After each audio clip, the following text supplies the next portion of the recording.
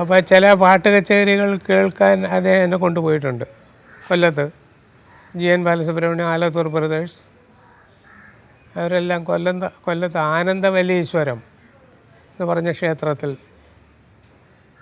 അവർ വന്ന് പാടുമായിരുന്നു. എല്ലാ വലിയ വലിയ ആൾക്കാരെ വരുതി 2-3 സ്ഥലങ്ങളുണ്ടായിരുന്നു. ഉണിച്ചക്കം വീട്, അവിടെ പാട്ട് കച്ചേരികൾ നടത്തുമായിരുന്നു. ഉറിയടി ഒക്കെ ഉണ്ടായിരുന്നു. പിന്നത്തെ ഏറ്റവും വലിയൊരു രസം, പിന്നീട് ഞാൻ പ്രായമായപ്പോൾ സിനിമ കാണാൻ പോകും പരവൂരുന്ന്. ചിലപ്പോൾ ഏതെങ്കിലും ഒരു കൂട്ടുകാരൻ കാണും, വിളിച്ചും കൊണ്ട് ഞങ്ങൾ ഇവിടെ നിന്ന് കൊല്ലത്ത് നടന്നു പോയി 8 മൈൽ നടന്നു പോയിട്ട് അവിടെ സിനിമകളെല്ലാം കണ്ടിട്ട് വരും. ചിലപ്പോൾ ഞാൻ മാത്രമേ കാണൂ, ചിലപ്പോൾ സെക്കൻഡ് ഷോ ആയിരിക്കും കഴിഞ്ഞ് വരുന്നത്. സെക്കൻഡ് ഷോ കഴിഞ്ഞ് വരുമ്പോൾ നടന്നാണ് വരുന്നത്, തനിച്ച് നടന്നു വരും. അപ്പോൾ അവിടെ ഒരു ശവക്കോട്ടയുണ്ട്, ശവക്കോട്ട. അവിടെ പുണങ്ങൾ ഇങ്ങനെ ശവറ്റ് എരിയുന്നതൊക്കെ കാണും. ഇത് കണ്ട് പേടിച്ചും പേടിക്കാതെ നടന്നങ്ങ് അതിൻ്റെ കൂടെ നടന്ന്. അപ്പോൾ പോകുമ്പോഴെല്ലാം എനിക്ക് തോന്നി എൻ്റെ പുറകെ കൂടെ ഒരാൾ വരുന്നുണ്ടെന്ന് തോന്നി. എന്നാലും ഞാൻ പോകും.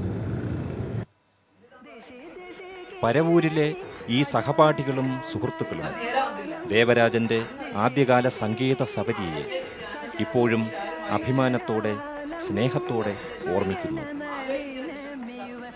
MK രാഘവപിള്ള എഴുതിയ ഒരു കൃതി. MK രാഘവൻ എന്ന് പറയുമ്പോൾ നമ്മുടെ ദേവരാജൻ മാഷിന്റെ അടുത്ത കൂട്ടുകാരൻ അദ്ദേഹം എഴുതിയ ഒരു കൃതി പണ്ട് ദേവരാജൻ മാഷ് ട്യൂൺ ചെയ്ത് വെച്ചിരുന്നു. അതൊക്കെ കാലഹരണപ്പെട്ടു പോയി. പരവൂർ സുധീശനെ കൊണ്ട് അതിൻ്റെ സ്വര വഴിക്ക് എൻ്റെ മകളെ പഠിപ്പിച്ച്, അവൾ അരങ്ങേറ്റത്തിന് പഠിപ്പിച്ചു. അത് അവളിപ്പോൾ ഒന്ന് പാടും. ഭാരത ശ്രീദേവദേ ഗീതാവീതി വേദവന്ദിതേ നമസ്തേ ഗീതാവീതി ഭാരത ശ്രീദേവദേ.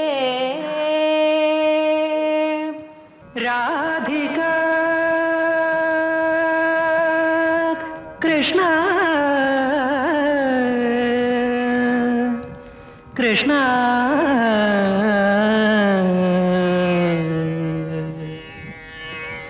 രാധിക കൃഷ്ണ രാധിക തവ വിരഹേ കേശവ സരസമസൃണമപി മലയജ പങ്കം പശ്യതി വിഷമിവ വപുഷി സശങ്കം. സരസമസൃണമപി മലയജ പങ്കം പശ്യതി വിഷമിവ വപുഷി സശങ്കം. രാധിക കൃഷ്ണ രാധിക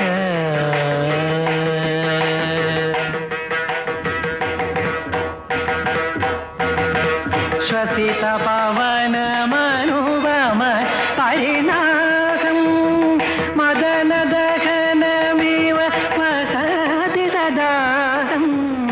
ദിശി ദിശി കിരതി സജല